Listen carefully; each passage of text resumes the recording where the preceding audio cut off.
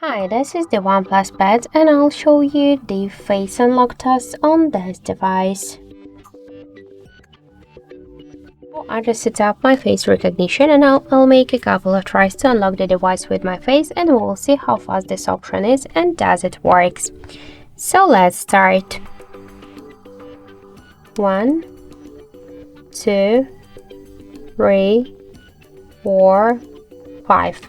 So as we can see, the face unlock works here so fast and correct that we'll just unlock the device in half of the second. This is the good result for the face unlock. You could try this unlock method, but don't forget that the face unlock is less secure than the passcode or PIN code unlock methods. So that's it. Thank you for watching, and if you find this video helpful, leave thumbs up and subscribe.